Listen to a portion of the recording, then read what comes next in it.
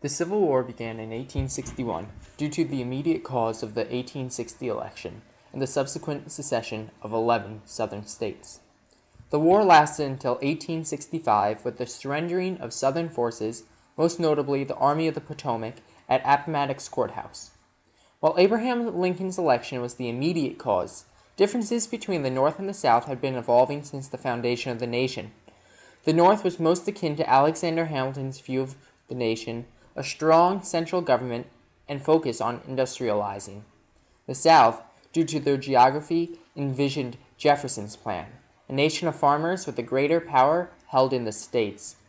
These economic and philosophical differences ultimately led to a war that would forever change and impact American history.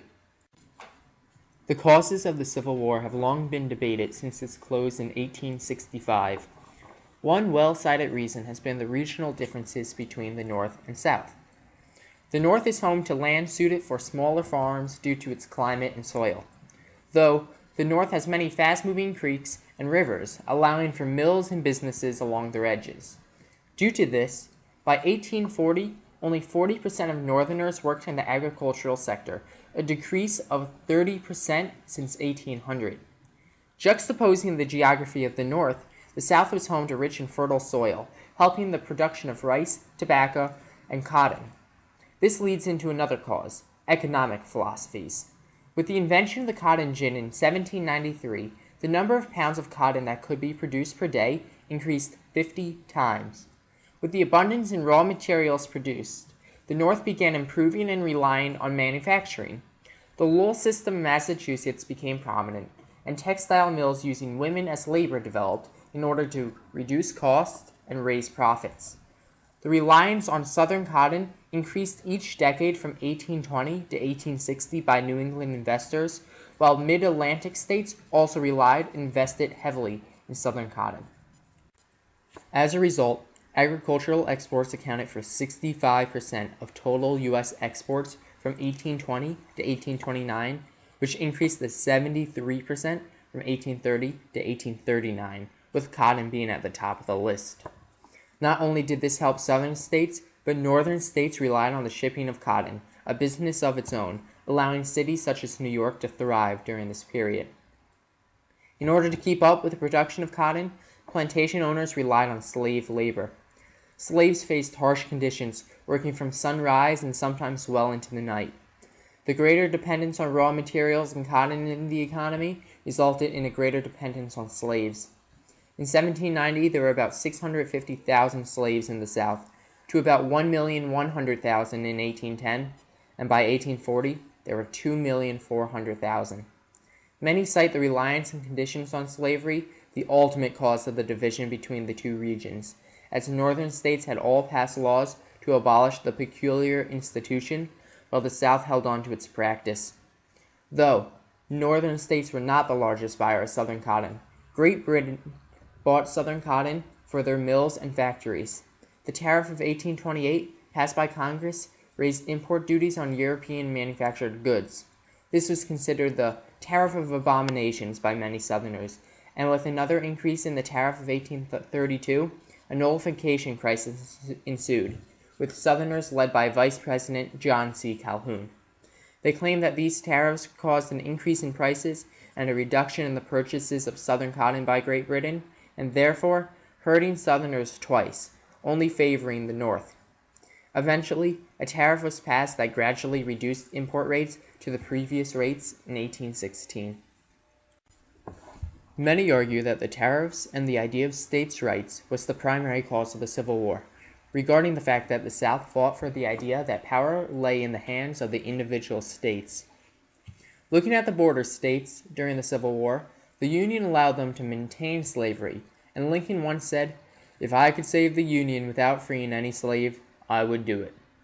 Also, a majority of Southerners who fought for the Confederacy did not own a single slave, and many were farmers themselves competing against plantations. In fact, only 1/4 of Southern families owned a slave. Many Southerners felt that the federal government was overlooking their needs and solely focusing on the North, as only 19% of federal redistribution for internal improvements went to the South, though 39.9% of the population lived there.